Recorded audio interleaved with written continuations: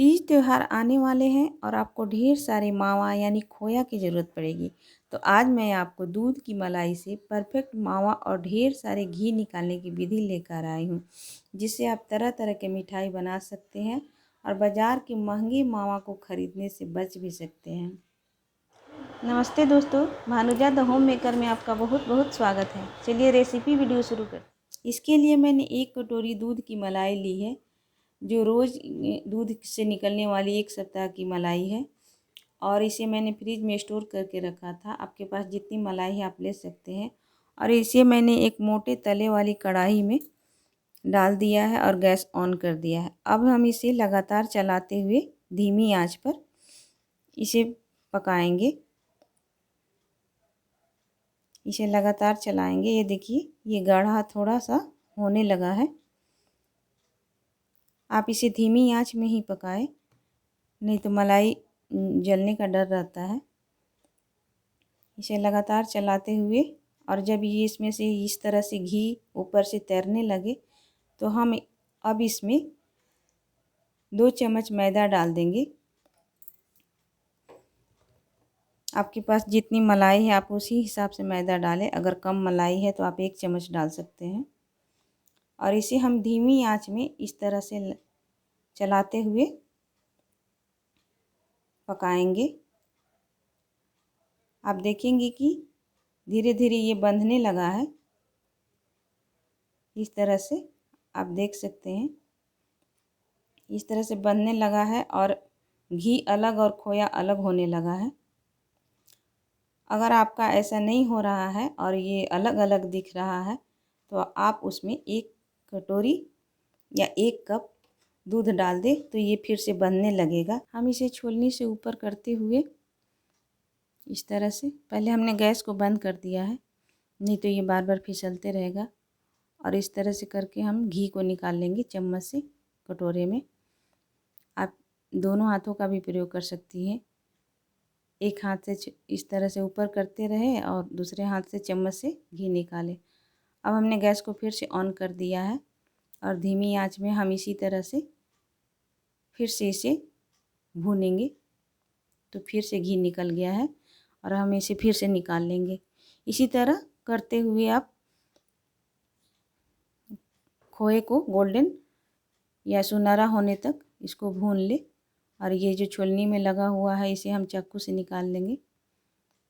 ये देखिए, जितनी बार हम इसे भूनेंगे उतनी बार इसमें से घी निकलता है और हमारा खोया भी भून जाता है। तो इसीलिए आप गैस बंद करके इस तरह से लगातार सुनहरा इसे भून ले।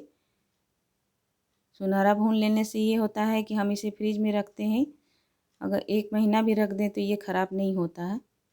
अगर आप इसे इसी स्टेज में रख देंगी फ्रिज में तो ये कुछ ही दिनों में ये थोड़ा सा ख़राब हो जाता है।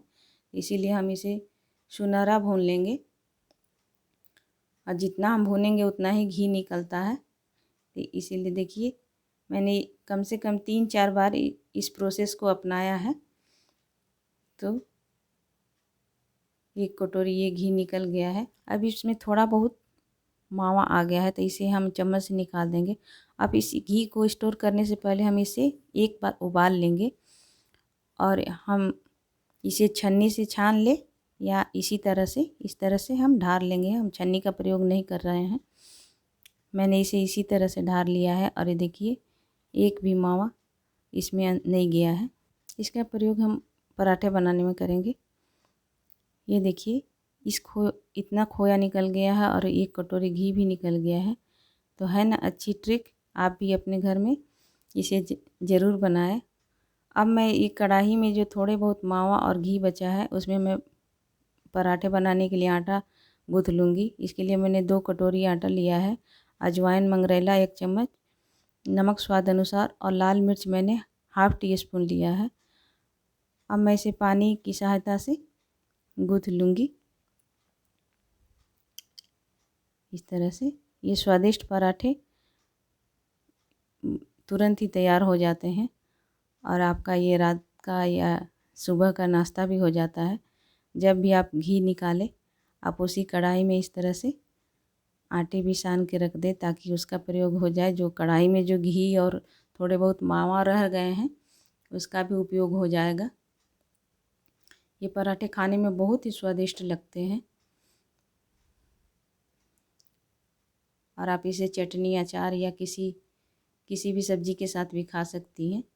ये ऐसे भी खाने में अच्छे लगते हैं। ये देखिए मैंने आटा सान लिया है और मैंने तवे को गरम कर लिया है और एक बड़ी सी लोई लेकर के इसके गोल पराठे बेल लूँगी। अब गोल या तिकोना आप अपनी मनपसंद बेल सकती हैं और मैं इसे एक तरफ से सिक जाने पर दूसरी तरफ उलट दे और घी डाल करके इस तरह से पराठे सेक ले।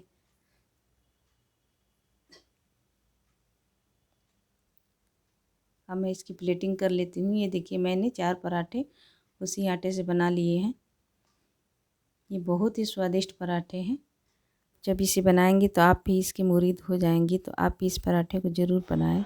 वीडियो अच्छा लगा हो तो प्लीज़ इसे लाइक और शेयर करना ना भूलें। आप मेरे चैनल को सब्सक्राइब भी ज़रूर करें और आप मुझे फेसबुक पेज, इंस्टाग्राम और ब्लॉग साइट पर भी फॉलो कर सकते हैं जिसका लिंक नीचे डिस्क्रिप्शन बॉक्स में दिए गए हैं।